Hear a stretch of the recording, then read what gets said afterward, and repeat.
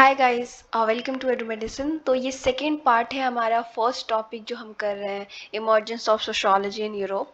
तो बेसिकली हम उसका हिस्टोरिकल बैकग्राउंड समझ रहे हैं, बिकॉज मैंने आपको फर्स्ट वीडियो में जिस तरीके से एक्सप्लेन किया था कि जैसे जैसे सोसाइटी में मॉडर्निटी आती गई, जो मॉडर्न फिनोमिनाज आते गए, modern political system, economic system होता गया, वैसे वैसे ही सोशोलॉजी डेवलप हुई है, उसके साथ ही सोशोलॉजी डेवलप हुई है। कहीं ना कहीं मॉडर्निटी और सोशोलॉजी या मॉडर्न यूरोप और सोशोलॉजी का बहुत ज़्यादा क्लोज रिलेशन है।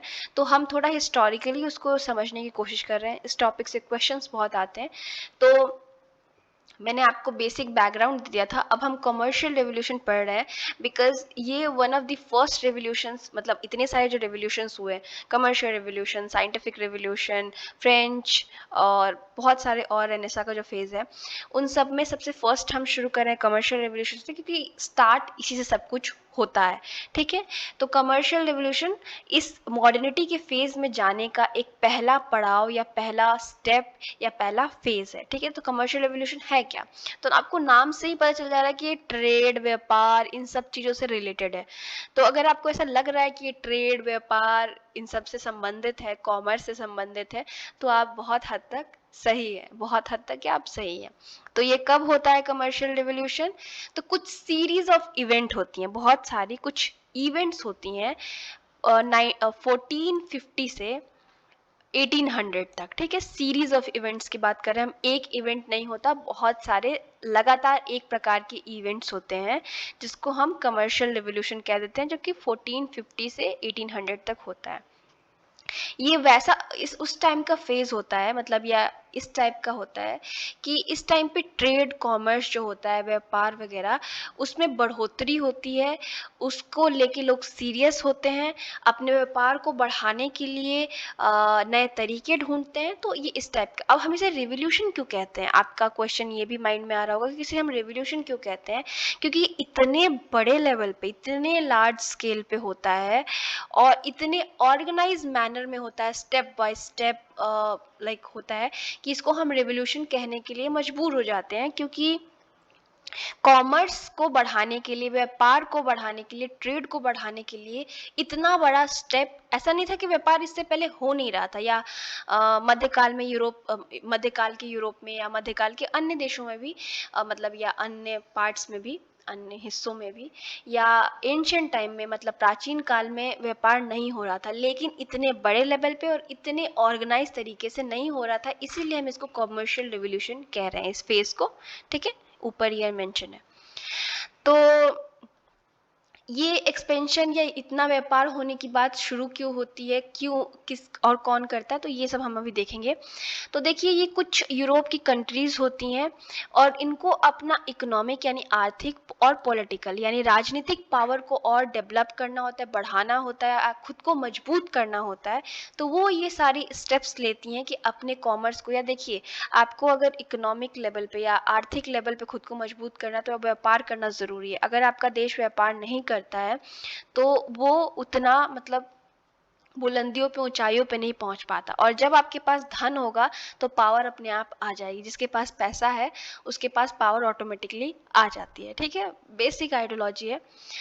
तो ये अब कौन कौन सी कंट्रीज यूरोप की भाग लेती हैं इस व्यापार को अब बढ़ाव, मतलब बढ़ाने में? तो स्पेन, हॉलैंड, इंग्लैंड और पोर्तुगाल। ठीक है, पोर्तुगाल। तो ये चार मेजर कंट्रीज स्टार्ट में, जब 1450 से शुरू होता है, तब ये चार कंट्रीज प्रारंभ करती हैं। बाकी आगे अदर कंट्रीज आती जाएंगी और कुछ पीछे छूटती जाएंगी, तो वो सब हम डिस्कस करेंगे। अब थोड़ा हम हिस्टोरिकल बैकग्राउंड समझते हैं कमर्शियल रेवोल्यूशन का। तो देखिए, यूरोप का जो ट्रेड है, वो ओरिएंटल और ईस्टर्न कंट्रीज से, इंडिया से, चाइना से, इन सब कंट्रीज से लैंड रूट से होता था, यानी जमीन का जो रास्ता था, उसके थ्रू यूरोप का ट्रेड हमारी जो कंट्रीज है, हमारे आसपास और इंडिया, चाइना, ये सब, इन सब से व्यापार होता था। ठीक है, तो जो नॉर्दर्न इटली था, ठीक है, जहाँ पे वेनिस और गेनोआ था, दो मेजर सेंटर्स थे ट्रेड के, ठीक है। तो ये नॉर्दर्न इटली का जो पार्ट है, मैं आपको मैप में दिखा दूंगी अभी थोड़ी देर में कि कौन से पार्ट की मैं बात कर रही हूँ। तो और अगर आपके पास फ़ोन में मैप हो तो प्लीज़ देख लीजिए इस चीज़ को। तो जो नॉर्दर्न इटली का पार्ट होता है, ये दो पर्टिकुलर सिटीज़ वेनिस और गेनोवा, ये मेजर ट्रेड सेंटर होती है, यानी यहाँ से ही होके हमारे कंट्रीज में, यानी ईस्टर्न जो कंट्रीज होती हैं उधर लोग यूरोप से व्यापार करने आते हैं, ठीक है। और जो जो भी इस वजह से क्या होता है कि इटली का ये हिस्सा होता है, इटली के थ्रू होता है, तो इटली का जो पावर होता है या इटली का जो वर्चस्व होता है वो बढ़ जाता है।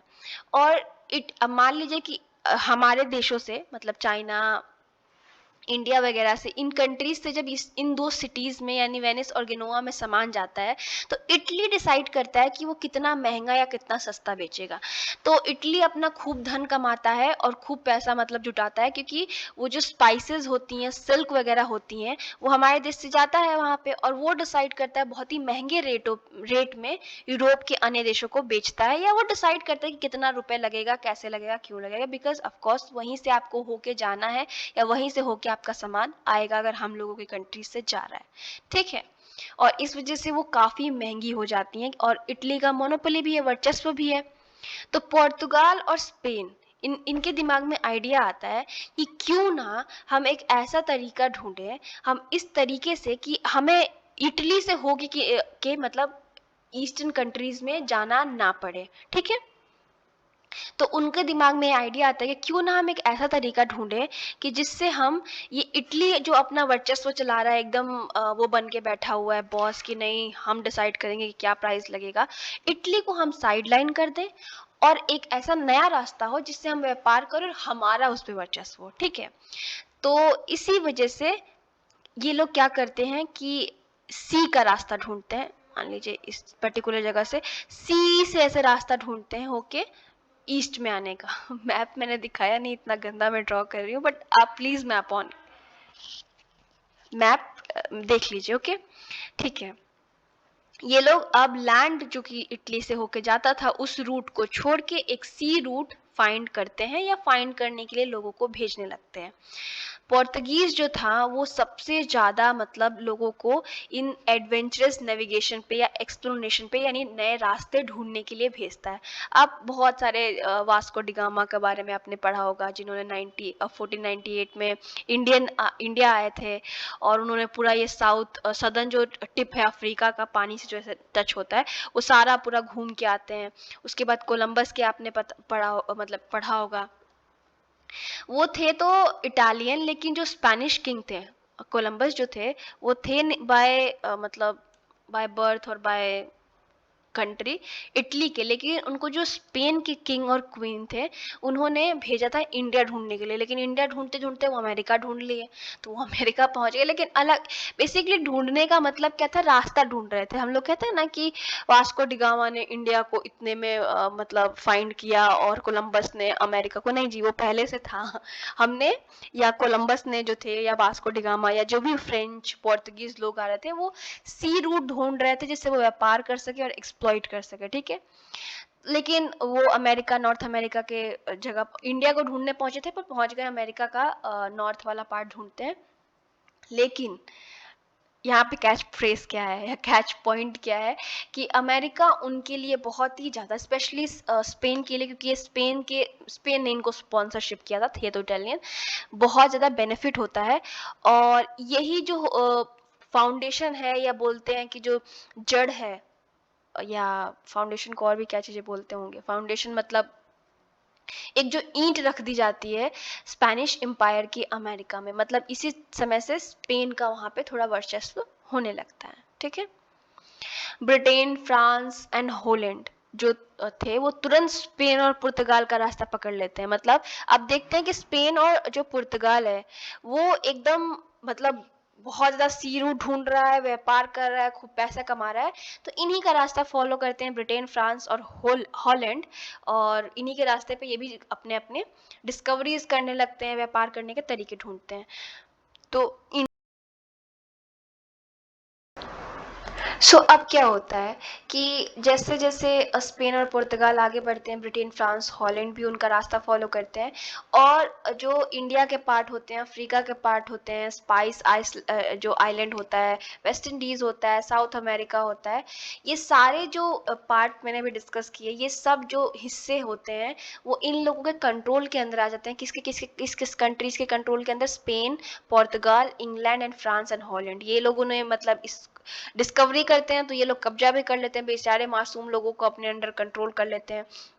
अब जो वाणिज्य व्यापार है वो बहुत बड़ा एंटरप्राइज बन जाता है। और जो इटालियन मोनोपोली की मैंने बात की कि इटली का एकदम वर्चस्व चल रहा था, वो प्राइस बहुत महंगा करके सामानों को बेच रहा था, बिकॉज उसके यहाँ से होके गुजरना पड़ता था, या उन्हीं के यहाँ व्यापार एक सेंटर था वो व्यापार का, ठीक है, यूरोप में आने का लैंड के थ्रू। वो अब उनकी मोनोपोली खत्म हो जाती है, बिकॉज इन लोगों ने पानी के थ्रू, सी के थ्रू जाने का रास्ता ढूंढ लिया है। और अब यूरोपियन मार्केट में क्या होता है, नए नए प्रकार के सामान, खाने के, स्पाइसेस, कपड़े, टबैको, या कोको जो चॉकलेट होता है, या ये सब चीज़ें जो होती हैं, वो आइवरी जो होता है, जो आयरनी नहीं आइवरी जो होता है, बेसिकली हाथी दांत से बनी हुई चीज़ें होती हैं, ज्वेलरी में यूज़ होता है वगैरह वगैरह। ये सब प्रकार की चीज़ें बहुत सारी आने लगती हैं यूरोप में, क्योंकि अब रास्ता ढूंढ लिया गया है सी के थ्रू जाने का। और सबसे इम्पोर्टेंट, ह्यूमन स्लेव, आदमी जो जिनको दास बनाया गया था अफ्रीका से, जहाँ से ये रेसिज्म, काले घोड़े का भेद, ये सब शुरू होता है। और जिस प्रकार से मतलब मानवता को एकदम ख़त्म करने का कार्य यूरोप की कंट्रीज़ करती हैं उस टाइम पे, वो यहीं से स्टार्ट होता है, यहीं से एक्सप्लॉयटेशन, और बाद में यही जो है लोगों देशों पे कब्जा करने का आइडिया इन लोगों को देता है, इन सारी कंट्रीज़ को। तो प्रारंभ यहीं से होता है, जब इटली का वर्चस्व डिस्ट्रॉय हो जाता है, यूरोपियन मार्केट में नई नई चीज़ें आ जाती हैं, और ब्रिटेन, फ्रांस, हॉलैंड, स्पेन, पुर्तगाल जो है उनका कब्जा हो जाता है सी रूट्स पे, क्योंकि ऑफ कोर्स डिस्कवर किया है, पता किया है कि भाई ये सी रूट यहाँ जाता है, तो कब्जा भी करेंगे। और ह्यूमन स्लेव्स अफ्रीका से आते हैं, ठीक है। कमर्शियल रेवोल्यूशन आगे हम पढ़ ही रहे हैं। तो अब कमर्शियल रिवॉल्यूशन में आगे जैसे जैसे बढ़ते हैं, तो पुर्तगाल जो जिन्होंने शुरू किया था इस पूरे ऐतिहासिक बदलाव को लाने की कोशिश जो इन्होंने की थी, पुर्तगाल और स्पेन की, इनका पावर कम हो जाता है, इनका पावर डिक्लाइन हो जाता है, ख़त्म हो जाता है। और इंग्लैंड, हॉलैंड और फ्रांस, ये जो यूरोप के 3 देश होते हैं, वो डोमिनेट करने लगते हैं, अपना वर्चस्व दिखाने लगते हैं अन्य देशों के ऊपर, स्पेशली ईस्ट के ऊपर और अमेरिका के ऊपर भी। लेकिन इसके अलावा भी जो इस आंदोलन में, या इस जो रिवॉल्यूशन में, बेसिकली आंदोलन और रिवॉल्यूशन अलग चीज़ है, बट इस कमर्शियल रेवोल्यूशन में अन्य चीज़ें जो होती हैं, वो होता है एक्सपेंशन ऑफ बैंकिंग सिस्टम, ठीक है। इससे पहले बैंक नहीं होता, ठीक है। अब बैंक, क्रेडिट फैसिलिटीज़ होती है ना, जिसमें आप एक प्रकार की कार्ड ले लेते हो और आप सामान लेते रहते हो, और आपको एक लिमिट पीरियड में आपको चुकाना होता है, ठीक है। चेक 18th सेंचुरी में आता है, जिसमें आप लिख के दे देंगे तो बैंक जो है पैसे दे देगी उस पर्सन को, ये सब चीज़ें आप जानते हो। पेपर मनी, इससे पहले गोल्ड या सिल्वर के कॉइन, सिक्के चलते हैं, मतलब गोल्ड और सिल्वर जो होता है वो रुपए के रूप में प्रयोग होता है, लेकिन अब पेपर मनी आ जाती है। सब कब से? 1450 से 18 सेंचुरी के बीच में जो चीज़ें हुई हैं, ठीक है। उसके बाद रेगुलेटेड कंपनीज आना शुरू हो जाती हैं, ठीक है। और इसमें मर्चेंट्स वगैरह, जो भी व्यापारी वगैरह होते हैं, वो एक साथ आते हैं, काम करते हैं। जॉइंट स्टॉक कंपनीज भी आती हैं। स्टॉक आपको पता होगा, मान लीजिए एक कंपनी है, तो एक कंपनी अपने जो हिस्से हैं, एक तरीके से मान के चलिए, सिंपल भाषा में बात करें तो एक कंपनी है, वो अपने हिस्से जो हैं वो 100 हिस्सों का मान लीजिए बना देती है, कि एक कंपनी अपने में 100 टुकड़े कर देती है। तो कुछ 10-5% अपने पास रखती है, और बाकी हम स्टॉक के रूप में अलग लोग खरीद सकते हैं। बेसिकली भागीदारी कर रहे हैं, उस कंपनी के विकास में हम भागीदारी कर रहे हैं। स्टॉक खरीदेंगे तो हम पैसा देंगे उस कंपनी को, वो पैसा वो आगे लगाएगी और डेवलपमेंट करेगी, ठीक है। बेसिक आइडिया यही होती है। तो ऐसी कंपनी का जो जन्म होता है वो इस टाइम पे होता है। इसमें बहुत सारे इन्वेस्टर्स होते हैं जो पैसा लगाते हैं और स्टॉक खरीदते हैं। चार्टर्ड कंपनीज क्या होती थी? आपने सुना होगा कि ब्रिटेन की रानी जो होती है, ब्रिटेन की जो ब्रिटेन था, वो चार्टर देता है ईस्ट इंडिया कंपनी को कि ये करे। चार्टर्ड कंपनी या चार्टर का मतलब बेसिकली होता है एक तरीके से गारंटी देना, ठीक है, एक तरीके से ऑर्डर देना, एक पेपर प्रकार का होता है कि किसी भी देश का गवर्नमेंट एक पर्टिकुलर कंपनी को ऑर्डर दे रहा है कि हाँ आप इस एरिया में जाके व्यापार कर सकते हो, हमने आपको अधिकार दिया। इसकी example British east India company या डच ईस्ट इंडिया कंपनी हो सकती है, क्योंकि इनके जो पर्टिकुलर देश थे, जैसे ब्रिटिश ईस्ट इंडिया कंपनी जो थी, इसको ब्रिटेन ने एक चार्टर्ड दिया था कि जाओ आप भारत पे राज करो, अपना दम वहाँ पे ड्रामा ही कर देना पूरा जीना हराम करके रख देना। तो ठीक है, चार्टर मतलब बेसिकली गवर्नमेंट का एक ऑर्डर हो गया। एक और चीज इस फेज में होता है, मिडिल क्लास जो होती है वो इकोनॉमिक पावर पे आने लगती है। 17th सेंचुरी के एंड में मिडिल क्लास जो होती है वो यूरोप में बहुत ही मतलब इन्फ्लुएंशियल, बहुत प्रभावशाली ग्रुप बन जाती है, स्पेशली वेस्टर्न यूरोप की कंट्रीज में, जिसमें merchants, bankers, ship owner, investor और ये सब होते हैं। देखिए, इस फेज से पहले राजा और रिलीजन से जुड़ा हुआ कोई प्रीस्ट या पोप और एक या उसके बाद एक लोअर क्लास, तीन ही भाग में, मतलब तीन वर्गों में बटा हुआ था। लेकिन अब मिडिल क्लास करके एक वर्ग आती है। मिडिल क्लास में कौन से लोग होते हैं? जो व्यापार करते हैं, या बैंक्स, मैंने बात की कि बैंक्स खुलने लगते हैं, उसके बैंकर्स जो बैंक में काम कर रहे हैं, चेक ले दे रहे हैं, या जिनकी शिप है, क्योंकि अब तो हम लैंड रूट से यानी जमीनी तो हम व्यापार कर नहीं रहे, अब हम पानी के थ्रू जा रहे हैं। तो जिनके पास शिप ओनर, जिनके पास शिप है बड़ी बड़ी, वो अमीर हो गए। इन्वेस्टर जो कंपनी में इन्वेस्ट कर रहे हैं, और ये लोग बहुत स्ट्रांग हो जाते हैं बिकॉज सारा पैसा तो ये लोग कंट्रोल कर रहे हैं, ठीक है, मिडिल क्लास रिच हो जा रही है। उसके बाद scientific revolution and the Renaissance period, ठीक है। तो scientific revolution and Renaissance period हम इसमें डिस्कस करेंगे। तो रेनेसा ओवरऑल कुछ चीज़ें जो हुई थी बदलाव, उनको हम लेके चलते। साइंटिफिक एक स्पेसिफिक फेज था जब बहुत ज़्यादा वैज्ञानिक तौर पे हम लोग प्रगति कर रहे थे, ठीक है।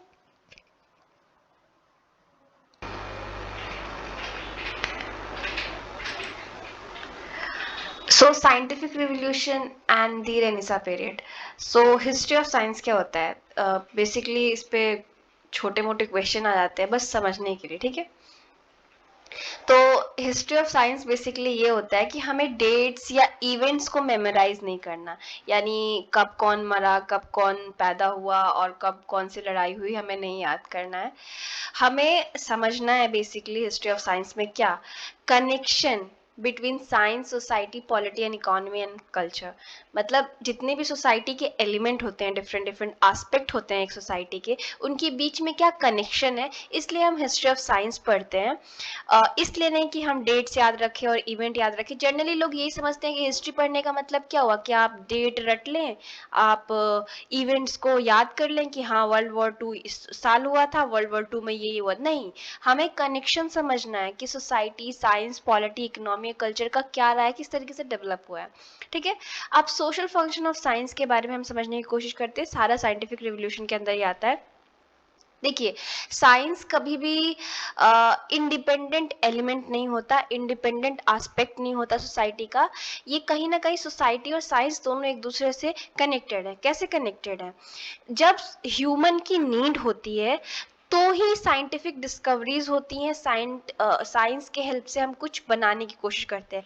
फॉर एग्जांपल कोविड आया तो हम कोविड का वैक्सीन ढूंढने निकल गए, हमने डिफरेंट रिसर्च किए, डिफरेंट हमने मेडिसिन को टेस्ट किया और बहुत सारे हमने प्रोसेस करके एक वैक्सीन निकाली। तो जैसे देखा है आपने कि जितनी भी मतलब जितने भी इन्वेंशंस जो हुए हैं हमारे हिस्ट्री में, साइंस में, वो कुछ ना कुछ जब नीड रही है तभी हुई है। नीड को या वांट को हम लोग बोलते हैं कि साइंस का मदर होता है। जब हमको जरूरत होती है तो हम कुछ ये डेवलप कर लेते हैं, लाइक कोविड का वैक्सीन अगर करंट एग्जाम्पल है, ठीक है। तो सोशल फंक्शन क्या होता है साइंस का, उसे हमें समझना है, ठीक है। देखिए, जो जर्नल इंटेलेक्चुअल एटमॉस्फेयर होता है किसी भी सोसाइटी का, मतलब इंटेलिजेंस लोग या इंटेलिजेंट लोगों से जो घिरा हुआ सोसाइटी होता है, वो कहीं ना कहीं इन्फ्लुएंस करता है साइंस को। किस प्रकार से? जब भी हमारी थिंकिंग बदलती है, जब भी हमारा एटीट्यूड, बिलीफ चेंज होता है, तो उसी के हिसाब से न्यू चीजें आने लगती है। फॉर एग्जाम्पल, अगर हम मिडिवल टाइम तक देखें या मॉडर्न एरा के स्टार्ट में भी देखें, तो हमारी नीड नहीं थी कि हम किचन में मिक्सी ग्राइंडर, जूसर और ऐसे इलेक्ट्रॉनिक्स यूज करें, बिकॉज विमेन सारा काम खुद हाथ से कर लेती थी। पर विमेन वर्क करने लगी, ऐसा लाइक इतना सारा काम अकेले करना मुश्किल हो गया। जॉइंट फैमिली से न्यूक्लियर फैमिली हुई, तो जॉइंट फैमिलीज में इंसान साथ में काम कर लेता था। तो ये सब जब न्यू एटीट्यूड आया, लोगों की बिलीफ चेंज हुई, तो ऐसे डिस्कवरीज हुई। मैंने एक एग्जांपल दिया, सारी डिस्कवरीज का कुछ ना कुछ इस टाइप से होता है। So the emergence of sociology in Europe owes a great deal to the ideas and discovery contributed by science. Sociology का जो emergence हुआ है यूरोप में, वो बहुत ज़्यादा ही एक तरीके से साइंस का मतलब उसमें कंट्रीब्यूशन रहा है। बिकॉज आपको पता है इंडस्ट्रियल जो रेवोल्यूशन हुआ वो साइंस के एक तरीके से फाउंडेशन पे ही वो डेवलपमेंट हुआ है। उसके अलावा भी अगर हम मिडिवल से मॉडर्न टाइम के टाइम मतलब मॉडर्न के टाइम पे जब हम जा रहे थे, जब हम उस जर्नी में थे, तो बहुत सारे साइंटिफिक डिस्कवरीज हुई। ठीक है, वो अभी हम डिस्कस नीचे करेंगे। देखिए, मैंने मिडिवल सोसाइटी के बारे में आपको बताया था कि वो फ्यूडल सिस्टम था। फ्यूडल सिस्टम में मैंने अपने फर्स्ट वीडियो में आपको डिस्कस किया है कि फ्यूडल सिस्टम का क्या होता है। जो किंग होता है वो अपने लैंड डिफरेंट फ्यूडल्स लॉर्ड को देता है, और वो लॉर्ड अपने जमीन पे काम करवाते हैं और एक सेना मेंटेन करते हैं। जब भी राजा को सेना की आवश्यकता पड़ती है तो फ्यूडल को बोलता है, और फ्यूडल कुछ मनी भी देता है किंग को, नजराना जिसको आप बोल सकते हैं, जो मुगल टाइम पे चलता था। ठीक है, और फ्यूडल सिस्टम सोसाइटी था यूरोप का, मतलब फ्यूडल सिस्टम वहाँ पे बहुत ज़्यादा पॉपुलर था। और चर्च जो था वो अथॉरिटी लर्निंग का एकदम सेंटर था। जो भी रिलीजन के बिलीफ थे, चर्च जो बताता था, आप उसको चैलेंज नहीं कर सकते थे। चर्च के आइडियाज को पढ़ाया जाता था, मतलब जो बुक होती थी वो किंग या चर्च द्वारा होती थी। तो ये ऐसा समय था जब साइंस को डेवलप होने का एटमॉस्फेयर नहीं मिला। ठीक है, और साइंस केवल इतना ही था कि कुछ भाई एक दो कोई टेक्निक बेटर बना दी हमने, मतलब खेत की रुपाई के लिए, बुआई के लिए, इसी सब चीज़ों में था। साइंस ज़्यादा ग्रो नहीं कर पाता था, बिकॉज साइंस बहुत ज़्यादा ग्रो करता तो कहीं ना कहीं वो ये जो चर्च की मोनोपोली थी या रिलीजन का जो वर्चस्व था उसको चैलेंज कर सकता था। ठीक है, और उस टाइम पे आइडियाज़ को फ्लरिश होने नहीं दिया जाता था, नहीं दिया जाता था। ठीक है, उसके बाद रेनेसा का पीरियड अगर हम देखते हैं तो वो एक साइंटिफिक रिवोल्यूशन का स्टार्ट होता है। तो रेनेसा 14 से 18 सेंचुरी, 14 से 17 सेंचुरी, डिफरेंट जगह पे आपको डिफरेंट वो मिलेगा। बेसिकली वो फेज जब हमने क्वेश्चन करना शुरू किया, जब साइंस डेवलप होने लगा, जिसे मॉडर्निटी का मतलब एक तरीके से ब्रिज मानते हैं। ठीक है, उस टाइम को ये कहीं ना कहीं ब्रेक था पास्ट के, और ये चैलेंज करता था ओल्ड अथॉरिटीज को। चैलेंज जैसे कि जो भी ओल्ड इंस्टीट्यूशंस थे, जैसे मैंने डिस्कस किया फ्यूडल सिस्टम, रिलीजन, इन सब चीज़ों को चैलेंज करता था। तो इस टाइम पे काफ़ी सारे जो सोसाइटी के एस्पेक्ट होते हैं, वो आर्ट हो, मेडिसिन हो, साइंस हो, इन सब में कुछ ना कुछ बहुत ज़्यादा हमने अचीव करने की उस टाइम पे अचीवमेंट्स हुए हैं साइंटिस्ट द्वारा और डिफरेंट आर्टिस्ट द्वारा। तो अगर हम लिटरेचर, विजुअल आर्ट और साइंस वगैरह की बात करें, तो हमने इस टाइम पे क्या किया, हमने एक साइंटिफिक अप्रोच अपनाया नेचर और ह्यूमन बॉडी का। ठीक है, और हम पेंटिंग्स उस पीरियड के अगर उठाएं तो हम देख सकते हैं कि कितने स्मॉलेस्ट डिटेल्स वगैरह बताई गई है नेचर या ह्यूमन बॉडी के बारे में। ठीक है, तो यहाँ पे कहने का मतलब ये है कि जो आइडिया था पहले, जो गॉड के अराउंड ह्यूमन रिवॉल्व करते थे, अब यूनिवर्स का सेंटर इंसान बन गया था। ठीक है, अब ह्यूमनिस्टिक अप्रोच हमने अपना लिया था, ह्यूमनिज्म हमने अपना लिया था। ह्यूमन अब इम्पॉर्टेंट था, जो कि पहले के पीरियड में केवल गॉड इम्पॉर्टेंट था और किंग इम्पॉर्टेंट था। अब ऐसा नहीं था, हर इंडिविजुअल की अब एक जो वो है रिस्पेक्ट सोसाइटी में इक्वल हो रही थी। ठीक है, तो साइंस का जो अप्रोच था वो ह्यूमन बॉडी को, नेचर को समझने का था। इसीलिए आप विजुअल आर्ट में भी देखेंगे कि उस टाइम की पेंटिंग देखिए, रेनेसा टाइम पीरियड, आप गूगल पे मतलब रेनेसा डाल के पेंटिंग एक्सेट्रा लिखेंगे कीवर्ड्स को, तो आपको बहुत सारे दिख जाएंगे। मोनालिसा आप एग्जाम्पल है, बहुत सारे पेंटिंग्स एंड ऑल देखने को आपको मिल जाएंगे। आप ध्यान से देखेंगे तो आपको पता चलेगा कितना ज़्यादा डिटेल्स पे फोकस किया गया है। ठीक है, उसके बाद अगर हम मेडिसिन की बात करें तो जो डॉक्टर्स थे या फिजियोलॉजिस्ट थे वो ह्यूमन बॉडी को अब अब्जॉर्ब मतलब देखने लगे, समझने लगे कि किस तरीके से ह्यूमन बॉडी वर्क करती है। और जो फिजियोलॉजी है, पैथोलॉजी है, ये सब काफ़ी ज़्यादा इस टाइम पे ग्रो करता है, इस टाइम पे बहुत ज़्यादा इनमें विकास होता है, क्योंकि अब हम साइंटिफिक अप्रोच अपना रहे थे। पहले अंधविश्वास था कि हाँ ये पानी पी लिया, ये होली वाटर पी लिया तो हो जाएगा, लेकिन अब हम मेडिसिन को समझने लगे थे, ह्यूमन बॉडी को समझने लगे थे, उसके हिसाब से मेडिसिन वगैरह के फील्ड में भी रिसर्च होता है। केमिस्ट्री अभी इस टाइम पे काफ़ी ज़्यादा लोग इसको समझने लगते हैं, थ्योरीज बनाने लगते हैं। जर्नल थ्योरी ऑफ केमिस्ट्री भी डेवलप होती है इसी टाइम पे। Chemical process like oxidisation, reduction, इस टाइप के बहुत सारे स्टडीज़ होने लगते हैं। और आप ज़्यादातर अगर केमिस्ट्री के स्टूडेंट रहे हैं या पढ़े हैं तो आपको पता है कि बहुत सारी थ्योरीज इसी टाइम पे डेवलप हुई है। नेविगेशन एंड एस्ट्रोनॉमी, ठीक है, वास्को ड गामा इंडिया पहुंचते हैं, कोलंबस अमेरिका पहुंचते हैं। उस टाइम पे मैंने डिस्कस किया था जब अपने फर्स्ट वीडियो में, जब कमर्शियल रेवोल्यूशन होता है, वाणिज्य का जो वाणिज्य क्रांति जिसको हिंदी में बोलते हैं, तो उस टाइम पे डिस्कवरी शुरू हुई थी। तो उस टाइम पे अब जब आप सी में कूद रहे हैं, आप जब समंदर में कूद रहे हैं जिसका कोई आइडिया नहीं है, आपको डिस्कवरी करनी है, आपको रूट ढूंढना है कि इस रूट से जाएंगे तो हमको यहाँ पहुंचेंगे, तो उस टाइम पे ये सारे जो नेविगेशन के लिए इंस्ट्रूमेंट या जो भी टेक्नोलॉजी यूज़ होती है वो सब डेवलप होती है। लाइक मैग्नेट का यूज़ करके डायरेक्शन का पता लगाना, आई थिंक सी में वो प्रॉपरली वर्क नहीं करता, तो ऐसे बहुत सारी चीज़ों का डिस्कवरी होता है।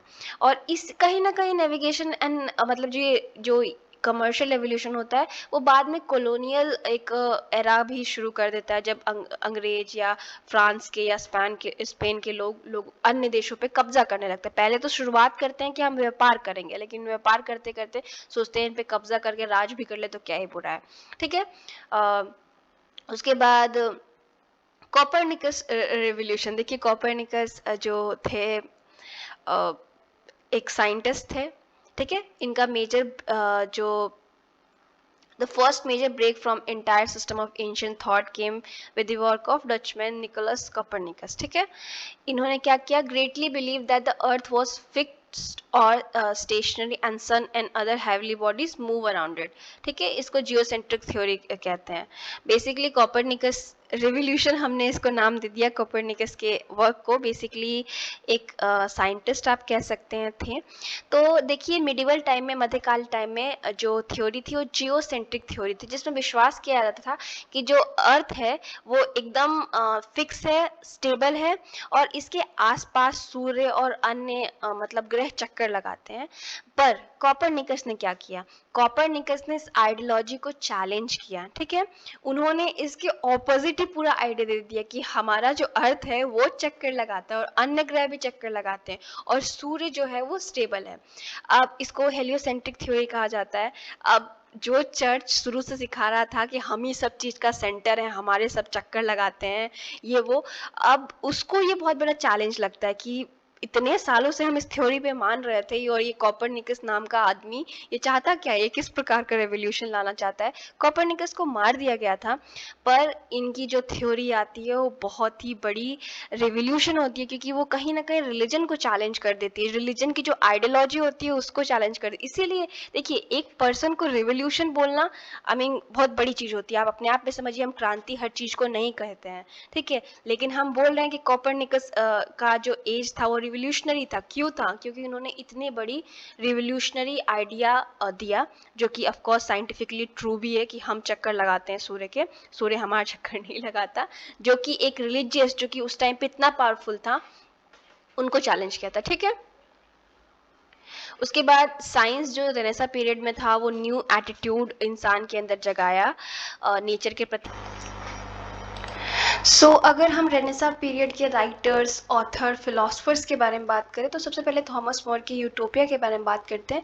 तो यूटोपिया एक ऐसी स्टोरी है, अगर हम बेसिकली समझने की कोशिश करें, अगर इसका समरी समझने की कोशिश करें तो वहाँ पे वो एक ऐसी सोसाइटी, यूटोपिया आपको नाम से ही पता चल रहा होगा, इमेजिनरी, जो पॉसिबल नहीं है टाइप, ठीक है।